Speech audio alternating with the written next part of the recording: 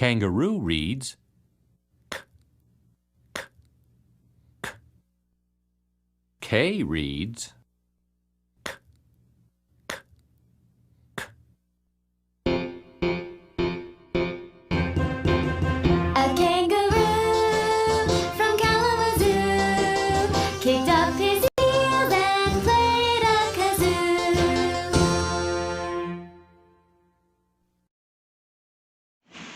Kiki Kangaroo. Kiki Kangaroo was usually cheerful. Most of the time he was humming, smiling, and just generally happy.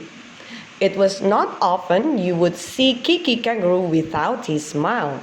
He was cheerful and happy, and all his friends could count on him to cheer them up. Kiki Kangaroo lived in a town that had a funny name, Kalamazoo. Can you say Kalamazoo? I think you can if you try it. Let's say it slowly, one part at a time. Listen to me. Kalamazoo. That's right.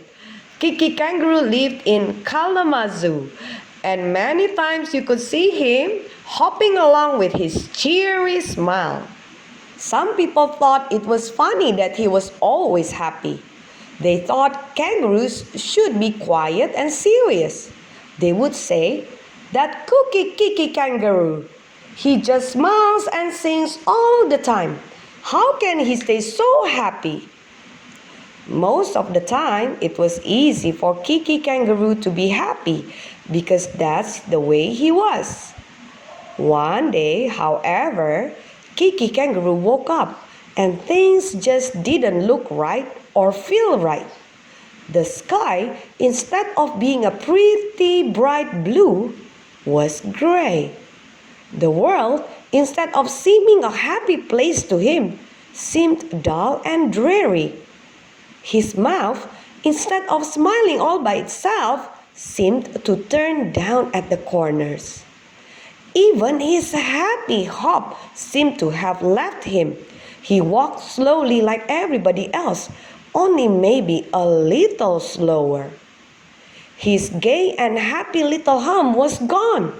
He found himself sighing sad sighs instead.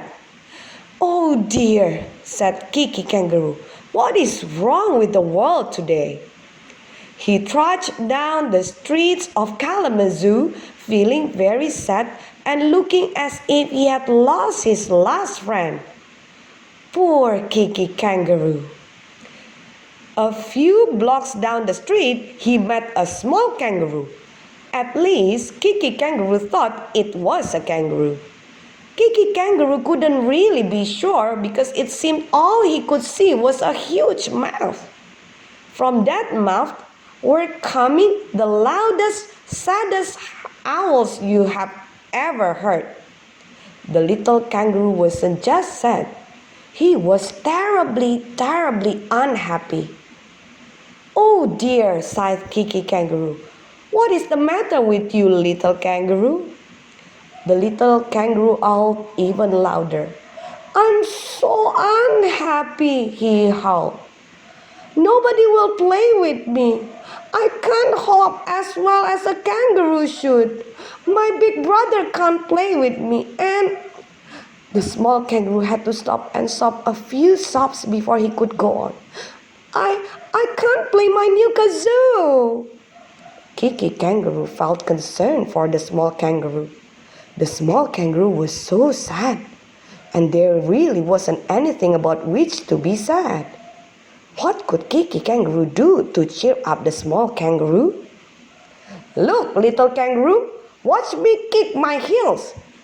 Kiki Kangaroo gave a mighty bound, clapped his heels together with a resounding click, and came down to earth again. The small kangaroo didn't stop crying, but he wasn't crying quite so loudly now. "If your brother can't play with you, I will." "That's all right," said the small kangaroo, sniffing. You don't have to play with me. It's just that..." "And I think you can hop perfectly well. Here, try it with me." The little kangaroo watched carefully as Kiki Kangaroo hopped, and then the little kangaroo hopped. Really, his hopping wasn't bad at all. Now, Kiki Kangaroo said, wiping the tears from the cute little kangaroo's eyes. Let's see about the kazoo. Where is it? Here, I can't make a sound of it. Kiki Kangaroo took out his own kazoo. Did you know you are supposed to hum cheerfully into a kazoo? That is what makes the music. Here, let me show you.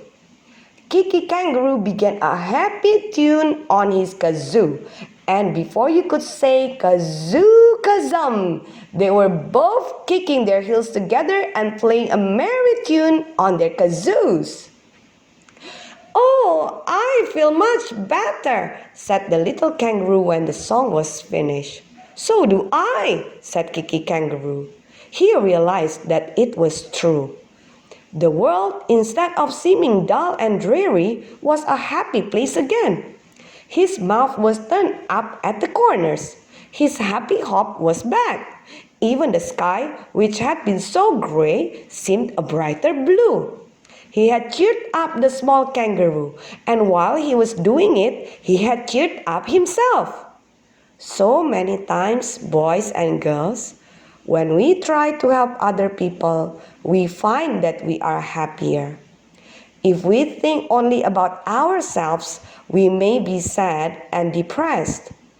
If we act cheerful, we will help other people, and soon we will feel cheerful ourselves. Bible story. In Bible times, the army of Syria came to war against the people of Israel, who were God's people. When the Syrian army went home, they took with them a girl, a little maid of Israel. The captain took her home with him to be a servant to his wife. This little girl must have been lonely. She was far from home in the house of the foreign army captain. It seems she was a happy and good servant though. She knew the Lord, and I'm sure she prayed to him and depended on him to help her. Her master, the army officer Naaman, came down with a terrible disease called leprosy. The little girl had a tender heart, and she was sad to see Naaman ill. She remembered her home country and the prophet Elisha. God had used Elisha to work some wonderful miracles. She knew God could do anything. God could make Naaman well again. The little maid really cared about her master and mistress. That's a big word which means lady of the house. And she wanted to be helpful. She said to her mistress one day, I wish my master Naaman were with the prophet that is in Samaria, my home country. He would make him well of his disease. Naaman told the king of Syria about this prophet in Israel that the little maid had said could heal Naaman's leprosy. The king wanted Naaman to be healed. The king said, I will send a letter to the king of Israel. Go, Naaman, and see if this prophet can do as the little maid says. We all love you and want you well again. So Naaman started out. He took with him gifts of silver and gold and beautiful clothing.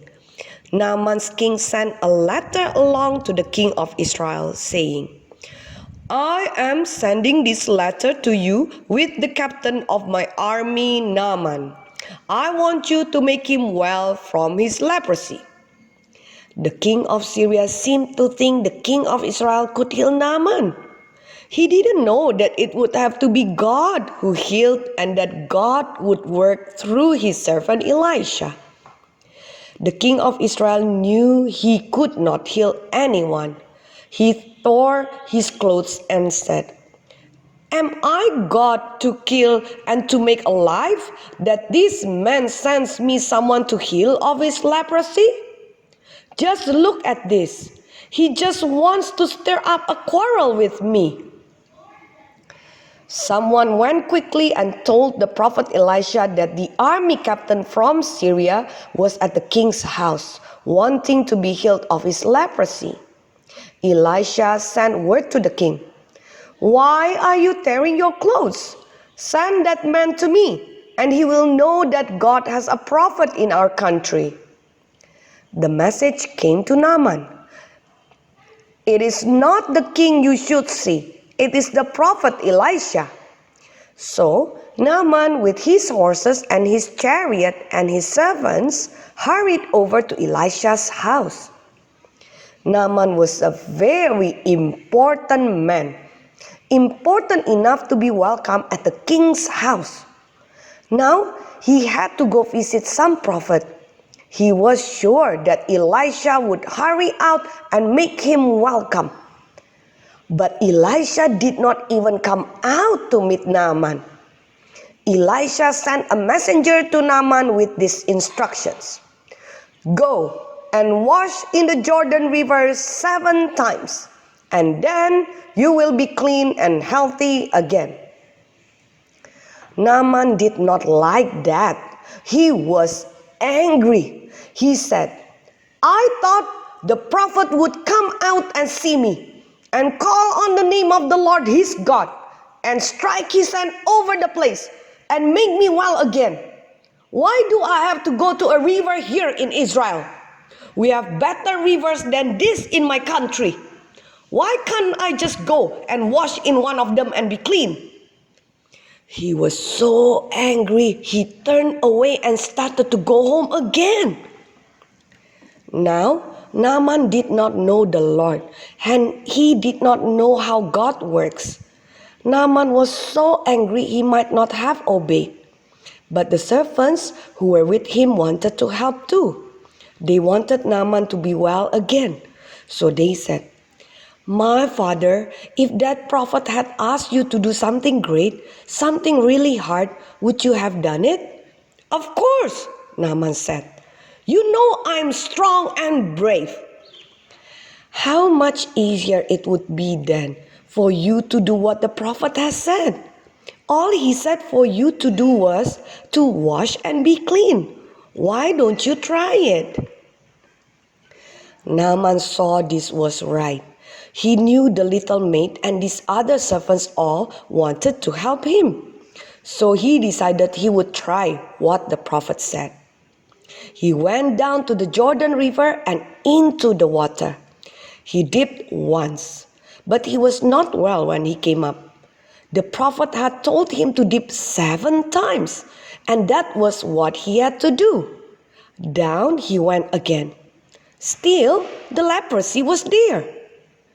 Down again, and again, and again. He went under the water 5 times, 6 times, and 7 times. As he came up from the water the last time, everyone was watching. Was he healed, or did he still have leprosy? His skin was clear. He was well. The ugly spots of the disease were gone. His skin was smooth and clear like a little child's. God has healed Naaman's leprosy, and the prophet would not even take the gold and silver Naaman had brought.